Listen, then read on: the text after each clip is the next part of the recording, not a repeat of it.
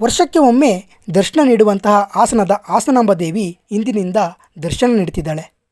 ಹೀಗೆ ಈ ಹಾಸನಾಂಬ ದೇವಿ ಹಾಸನಕ್ಕೆ ಹೇಗೆ ಬಂದಳು ಅನ್ನೋದಕ್ಕೆ ಒಂದು ಕಥೆ ಇದೆ. ಸಪ್ತಮಾತೃಕೆಯರಾದಂತಹ ವೈಷ್ಣವಿ, ಇಂದ್ರಾಣಿ, ಮಹೇಶ್ವರಿ, ಕುಮಾರಿ, ಬ್ರಾಹ್ಮಿದೇವಿ, ವಾರಾಹಿ ಮತ್ತು ಚಾಮುಂಡಿಯವರು ವಾರಣಾಸಿ ಅಂದರೆ ಇಂದಿನ ಕಾಶಿಯಿಂದ ಒಂದು ದೈವಿಕ ಪ್ರಯಾಣ ಆರಂಭವಾಗುತ್ತೆ. ಆ ದೈವಿಕ ಪ್ರಯಾಣ ಹೊರಟಿದ್ದು ದಕ್ಷಿಣದತ್ತ. ಆ ದಕ್ಷಿಣದತ್ತ ಹೊರಟಾಗ ಈ ದೇವಿಗಳು ಇಲ್ಲಿಯ ನಾಡಿನ ಪ್ರಕೃತಿ ಸೌಂದರ್ಯಕ್ಕೆ ಮನಸೋತು ಇಲ್ಲೇ ನೆಲೆ ನಿಲ್ಲಿಸಲು ನಿರ್ಧರಿಸ್ತಾರೆ. ಅದರಲ್ಲಿ ವೈಷ್ಣವಿ, ಕುಮಾರಿ, ಮಹೇಶ್ವರಿಯವರು ಇಂದಿನ ಹಾಸನದ ಹಾಸನಾಂಬ ದೇವಿಯಲ್ಲಿ ಉತ್ತದ ರೂಪದಲ್ಲಿ ನೆಲೆಸಿದರೆ, ಬ್ರಾಹ್ಮಿದೇವಿ ಕೆಂಚಮ್ಮನ ಹೊಸಕೋಟೆಯಲ್ಲಿ ನೆಲೆಸ್ತಾಳೆ. ಇನ್ನುಳಿದ ದೇವಿಗಳಾದ ಚಾಮುಂಡಿ, ವಾರಾಹಿ, ಇಂದ್ರಾಣಿಯರು ಹಾಸನ ನಗರದಲ್ಲಿ ಇಂದು ನೋಡುವಂತಹ ದೇವಿಗೆರೆಯಲ್ಲಿ ಜಲವಾಸಿಯಾಗಿ ನೆಲೆಸ್ತಾರೆ.